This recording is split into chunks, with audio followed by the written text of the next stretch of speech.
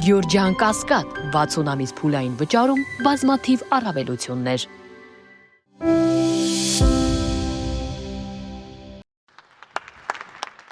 Վաշինգտոնյան խաղաղության Անդրանիկ նիստում այս անգամ էլ գլխավոր հերոսները, որոնց վրա սևեռվել էր Թրամփը, Փաշինյանն ու Ալիևն էին։ Stand up. Թրամփն այս անգամ էլ ոգևորված գլուխ է գովում, թե ինչպես 24 ժամվա ընթացքում երկու երկրների Հայաստանի եւ Ադրբեջանի միջև 32 տարվա պատերազմը կանգնեցրեց, խաղաղություն բերեց։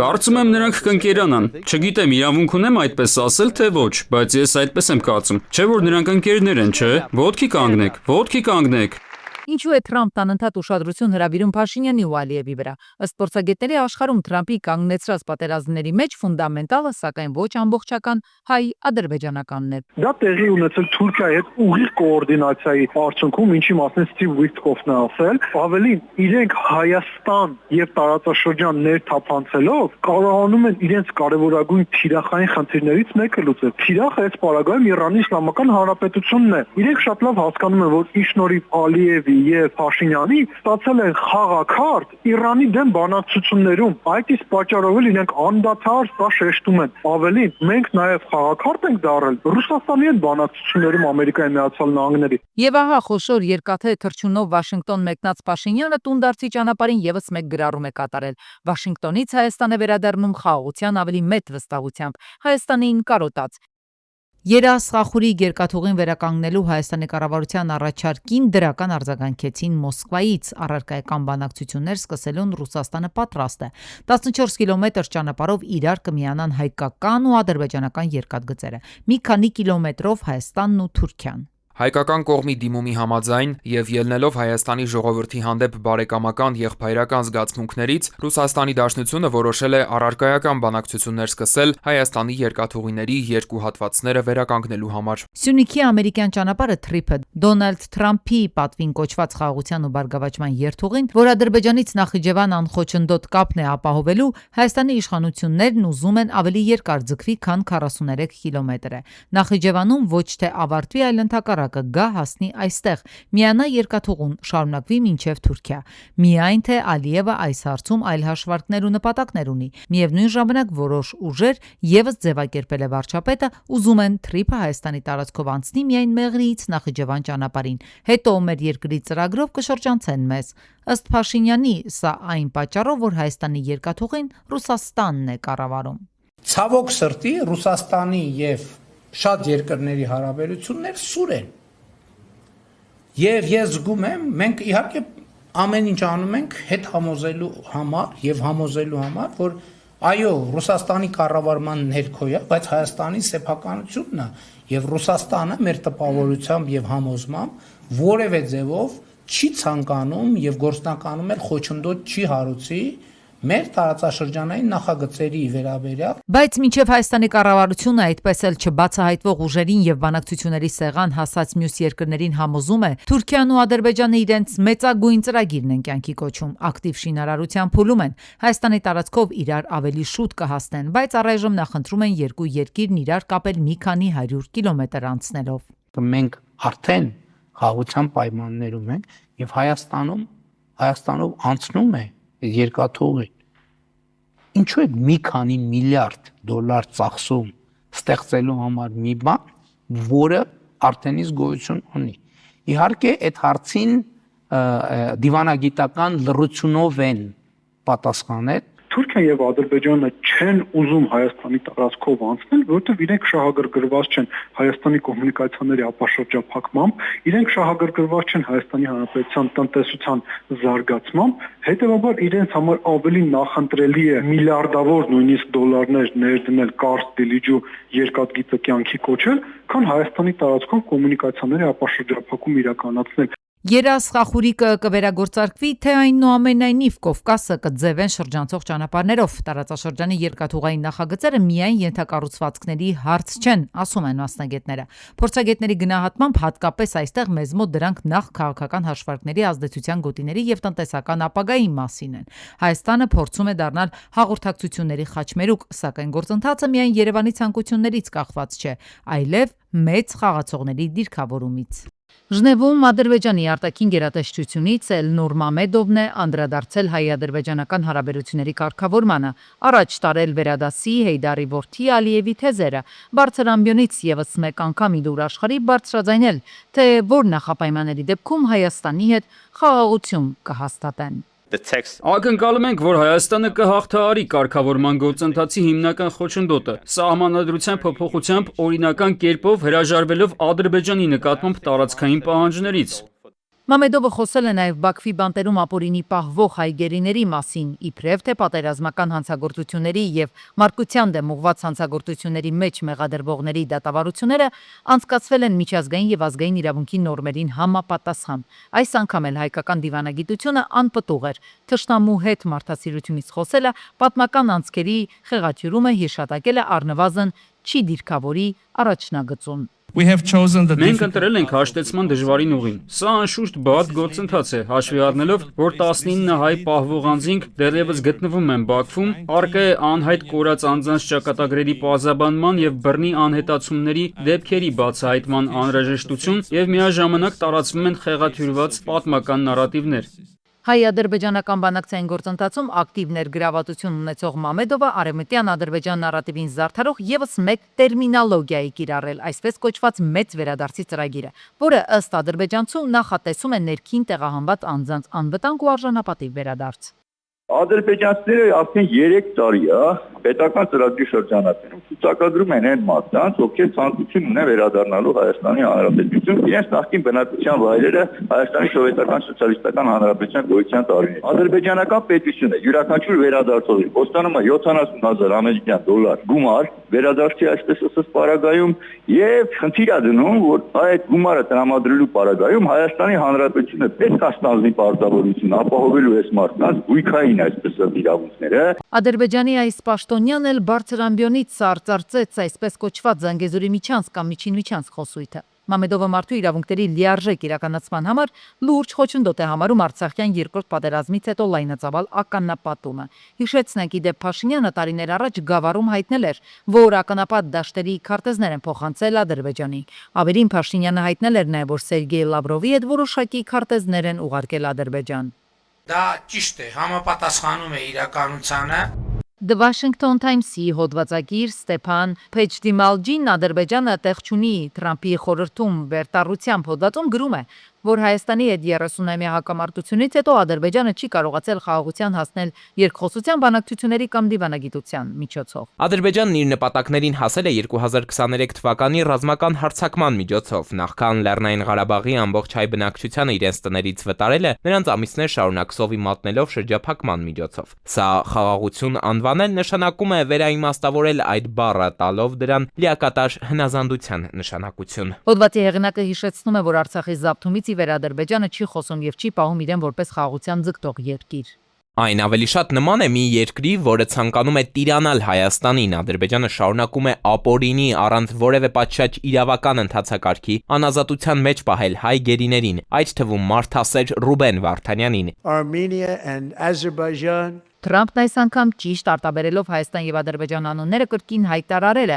թե ինչ պատերազմներ էին կկանգնեցրել։ Ավելին, Թրամփն ասում է, եթե իր միջամտությունը չլիներ, Պակիստանի վարչապետը կզոհվեր։ Գազայի պատերազմն էլ ըստ Թրամփի շարունակվում է շատ ցածր մակարդակով։ Նրա այս հայտարարությունները ուղեկցվել են քաղաքական ընդդիմախոսների դեմոկրատների բացականչություններով։ Դա սուտ է։ Isn't it funny? Դա ծիծաղելի չէ, դուք հիվանդ մարդիկ եք։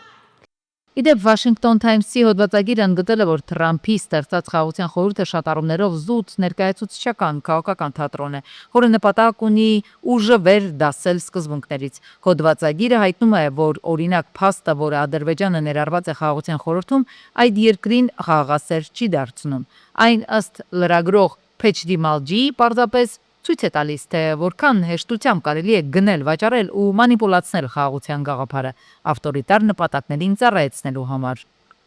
Հայաստանի եւ Ադրբեջանի ընդհանուր տնտեսական շահը կարող է ավելի ուժեղ գործոն լինել կայունության համար, քան համաձայնագրերն ու փաստաթղթերը։ Լեհաստանի միջազգային հարաբերությունների ինստիտուտում օտարերկրյա դեսպանների, դիվանագետների եւ վերլուծական կենտրոնների ներկայացուցիչների հետ հանդիպմանն ասել է վարչապետ Փաշինյանը։ Նա նշել է, որ շարունակվում է աշխատանքը ձեռք բերված համաձայնությունների իրագործման ուղղությամբ։ Փաշինյանի խոսքով համաձայնագիրը հետեւյալի մասին է. Հայաստանը եւ Ադրբեջանը կկարողանան միմյանց հաղորդակցության ուղիներն օգտագործել ներպետական Ադրբեջանից Ադրբեջան, Հայաստանի տարածքով, Հայաստանից Հայաստան, Ադրբեջանի տարածքով։ Բնականաբար դա նոր հնարավորություններ է բացում մեր պետությունների ու տարածաշրջանի համար։ Քաղաքական պայմանավորվածությունները շատ կարևոր են խաղաղության հաստատման համար, նշել է Փաշինյանը։ Մենք հիմա տեսնում ենք, որ տնտեսական գործընթացները շրջանցում են քաղաքականությունը, ինչը մեր տեսանկյունից ամրապնդում է խաղաղության զգացողությունը։ Ամենաուժեղ գործոնը կայունության ու խաղաղության կարող է լինել փոխկախվածությունը։ Միգուցե ներքին քաղաքական կյանքի իմաստով դա հաճելի եզրույթ չէ, բայց մյուս կողմից ակնհայտ է, որ փոխկախվածությունները ավելի հուսալի գործոններ են, ուստի տարածաշրջանային տրանսպորտի եւ հաղորդակցության բացումը կամրապնդի մեր տարածաշրջանում խաղաղությունը։ Մենք պետք է ամրապնդենք խաղաղությունը Հայաստանի Ադրբեջանի միջև։ Մենք ապրել ենք թշնամանքի մթնոլորտում մի քանի տասնամյակ եւ հնարավոր չէ պարզապես անջատել կոճակն ու ամեն ինչ փոխել, բայց մյուս կողմից ակնհայտ է, որ մթնոլորտը փոխվում է։ Ռուբեն Վարդանյանը որոշել է դատավճիռը չբողոքարկել, այս մասին հայտարարություն է տարածել Վարդանյանի ընտանիքը։ Այս որոշումը չի նշանակում համաձայնություն դատավճիռի հետ եւ չի նշանակում հրաժարվում է պաշտպանությունից։ Սա գիտակցաբար հրաժարում է լեգիտիմացնելու գործընթացը, որն ի սկզբանե կապ չուներ արդարադատության հետ։ Բողոքարկումն իմաստ ունի միայն այնտեղ, որտեղ գոյություն ունի առաջին ատյանի դատարանի սխալներն ուղղելու հնարավորություն, սակայն երբ խախտումներն ունեն համակարգային բնույթ եւ առաջվում են արդարադատության հիմնարար սկզբունքներին, բողոքարկումը վերածվում է ապօրինի հետապնդումը լեգիտիմացնող եւս մեկ գործիքի։ Անկարելի է պաշտպանել սեփական իրավունքները մի համակարգում, որն ի սկզբանե մերժում է արդար դատաքննության իրավունքը, ասված է հայտարարության մեջ։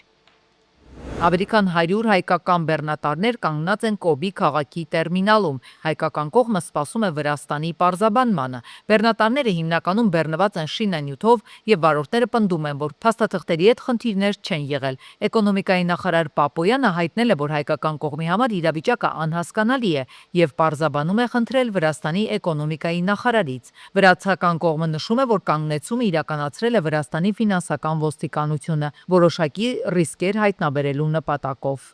Ես խնդրել եմ պարզաբանել այդ ինչ ռիսկերի մասին է, որովհետեւ եթե իրականում կա այդպիսի բան, մենք եւս պատասխանենք, թե ինչ մեր տնտեսվարները իմանան ինչ կարելի է, ինչ չէ, եւ անկես պետք է անեմ, ինչեւ նա դեռ չենք ստացել, թե այդ ինչ են արել մեր տնտեսվարողները, որոնց պատճառով այդ մեքենաները կանգնած են։ Անապահովության գնահատման նոր ամբողջությամբ թվայնացված համակարգը փորձարկվում է Սյունիքի եւ Կոտայքի մարզերում։ Գնահատման հիմքն ընտանիքի փաստացի եկամուտն է։ Նոր համակարգի նպատակը ծայրահեղ աղքատության վերացումն է, աջակցության թիրախայնությունն ու արդյունավետությունը բարձրացնելու միջոցով, միաժամանակ ավելացնելով անապահովության նպաստի չափը։ Աշխատանքի եւ սոցիալական հարցերի նախարարությունից հայտնում են, որ համակարգի մշակման ընթացքում լայնորեն ուսումնասիրվել է միջազգային փորձ։ Նախկին Փարոս համակարգը, որը երկար տարիներ գործում էր Հայաստանում, այլևս չէր ապահովում անհրաժեշտ թիրախայնություն։ Հայաստանը դեռևս ԵՄ ավիացիոն սև ցուցակում է։ Չնայած Եվրամիության վերջին ստուգման ընթացքում Հայաստանի ավիաընկերություններում եւ քաղավիացիայի կոմիտեում թռիչքների անվտանգության լուրջ խախտումներ չեն հայտնաբերվել։ 2020 թվականին Եվրոպական համապատասխան հանձնաժողովը հայկական բոլոր ավիաընկերություններին ներառել էր այդ ցուցակում։ 5 տարի անց եվրոչինովնիկները նոր աուդիտ են անցկացրել, պարզելու համար, թե ինչ է փոխվել մեզ մոտ։ Վերջերս էլ հայտարարել են, որ Հայաստանը դեռ չի կարող դուրս գալ ցուցակից։ Քաղավիացիայի կոմիտեից օրերս պարզաբանում են տարածել, որ նոր արձանագրված խնդիրները կապ չունեն 2020-ի խախտումների հետ եւ ուղիղ թռիչքների անվտանգության հետ էլ չեն առնչվում։ Այս հարցում լավատես է նաեւ տարածքային կառավարման եւ ենթակառուցվածքների նախարարը։ Արձանագրված 40 ուրեմն թերությունները վերացված են, բայց նաև ի հայտ են եկել նոր թերություններ։ Տարբեր բնույթի թերություններ են, տեխնիկական, օրենսդրական որոշակի փոփոխություններ, կառուցվածքային որոշակի փոփոխություններ անելու անհրաժեշտություն։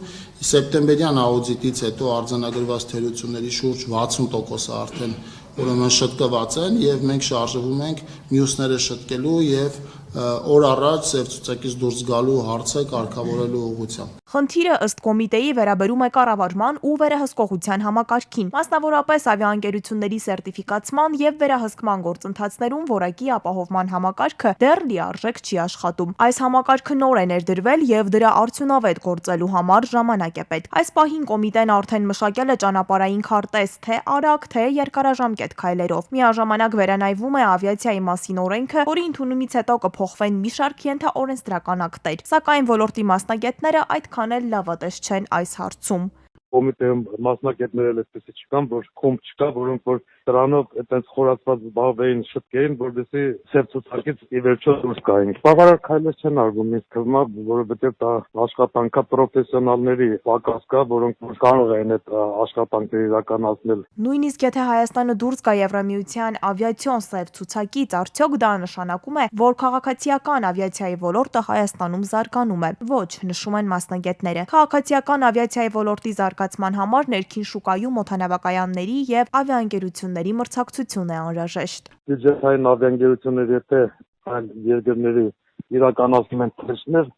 դա ավիացիայի զարգացում չի։ Նրանք ձեռա տալիս այսօր իրականացնում են թռիչքներ, վաղը միակ ինչ-որ ասենք ձեռ չտվեց, տարբեր պատճառներով կարող են դադարեցնել այդ թռիչքները։ Fly-Arnai ձախողումից հետո ազգային ավիափոխադրողի մասին զրույցները ամբողջությամբ դադարել են։ Չնայած այդ ընկերությանն էլ դժվար էր անվանել ազգային, բաժնետոմսերի կեսը պատկանում էր արաբական հայտնի ավիաընկերությանը։ Փոխարենը վերջերս գործադիրը վերացրել է Կապանի օդանավակայանին միջազգային կարգավիճակ տալու ժամանակին իր իսկ կողմից ամրագրված սահմանափակումը։ Ղափանից ով է թռնելու գնալու միջազգային, ասենք Ամստերդամ կամ չգիտեմ Լոնդոն։ Երևանից գնալու են Ղափան, որ Ղափանից թռնենք չգիտեմ ուր, կամ այդ օդանավակայանը թույլ չի տալիս, եսի ինչ ինքնաթիռներ ընդունելու սպասարկելու, որ մի հատ էլ միջազգային եսի ինչ օդանավակայան դառնա։ Բացի այդ, Եվրամիությունը դեռ պետք է ընդունելի համարի հայկական կողմի ներկայացրած ուղղիչ գործողությունների պլանը, հետո միայն կգնահատի դրա իրականացումը եւ որոշի, երբ անցնել հաջորդ ստուգումը։ Դրանից հետո միայն կարող է սկսվել ԵՄՍ ցուցակից Հայաստանի դուրս գալու վերաբերյալ քննարկումը։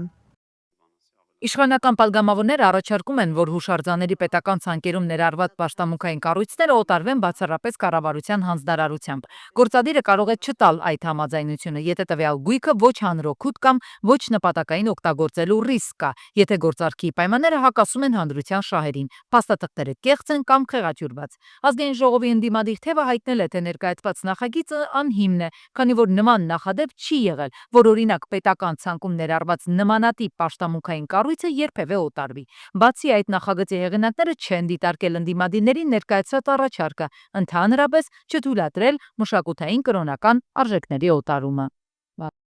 Մենք մեր գործընկերների հետ եկել ենք այս հավասարակշռված մոտեցմանը, որ ոչ թե արգելք սահմանվի, այլ սահմանափակում սահմանվի օտարման, ամեն դեպքում սա էլ է սահմանափակում, երբ որ սուբյեկտը պետք է կառավարությունից հայցի թույլտվություն, համաձայնություն այդ գույքը օտարելու հետ կապված։ Մենք չունենք որևէ նախադեպ, որը թույլ կտա մեզ բարձրաձայնելու, որ հայ առաքելական եկեղեցին որևէ պաշտամունքային առարկայի, մանավանդ այստեղ կառույցի մասին է խոսում, իսկ կառույցները վանքային համալիրներն են, եկեղեցիներն են, դրանց օտարելու կամ սեփականության ձևը փոխելու մտադրություն երբևէ չի ունեցել։ Բաբաջանյան փողոցի մի քանի շենքերի բնակիչներ են բողոքի դուրս եկել, դժգոհ են հարևանությամբ կառուցվող նոր Երևան թաղամասի ճանապարհային լուծումներից։ Շենքերին հարող նեղ ճանապարհը բակային նշանակության է, բայց այդ նախագծով այն կմիացվի նորակառույց թաղամասի ընդհանուր ճանապարհային համակարգին, ինչը բնակիչների սրտով չէ։ Կամ այսպես ուղիղ չի դուրս գա։ Չէ, փակ է ամբողջությամբ։ Այս պատը, ցանցը մնա պետական պատ դառնա եւ այն կողմով գնան, ինչ են մեքենաները ճանապարհ սարքում դեպի են գնում։ Շինարարությունից միայն 4 տարի անց է, որ բնակիչներին հայտնել են այդ որոշման մասին, ըստ քաղաքացիների իրենց զրկել են ժամանակին առարկելու, քննարկումներին մասնակցելու ու դիրքորոշում ներկայացնելու հնարավորությունից։ Մենք նույնիսկ թաղապետն եկել էր մեր համատիրություն, ես նույնիսկ այդ հարցը իրան եմ բարձրացրել։ Ասեց մեր իրավասության տակ չի։ Ասեցի դուք ավելի շատ եք լինում այնտեղ, ասեք, որ այս նեղ ճանապարհը չի կարող ծառայի այս ահռելի Այսինքն ամբողջ համալիրի ճանապարհը սա է լինելու։ Այո։ Նոր Երևան համալիրի։ Այո, իրանք ասում են ձեզ, շինթույլտվության ասում են, որ ունեն 3 ճանապարհ, բայց 5 տարի է ոչ մի այդ ճանապարհներից ոչ մեկը չի կառուցվել։ Հավաքվածներն ասում են այդտեղ հատվածը տեխնիկապես չի կարող ծառայել մեծ երթևեկության համար, հատկապես որ դա նաև ավտոկայանատեղի է ծառայում։ Մենք պահանջում ենք, որպեսզի քաղաքապետարանը լուծում տա այս խնդրին, այնպես ինչպես հարկա նորմալ քաղաքացիներին ճանապարհ ունենալ ու ապրել։ Սա ոչ թե լյուքս պահանջ է, այլ սա բազային կարիք է բնակիչների։ Բնակիչները պահանջում են, որպեսզի համապատասխան կառույցները վերանայեն, նախագիծը կազմակերպեն բաց ու թափանցիկ քննարկումներ, նաև հաշվի առնեն տեղացիների կարծիքն ու օրինական շահերը նախքան վերջնական որոշումներ կայացնելը, ու նաև հավելում են, որ պատրաստվում են պայքարել իրենց իրավունքների համար։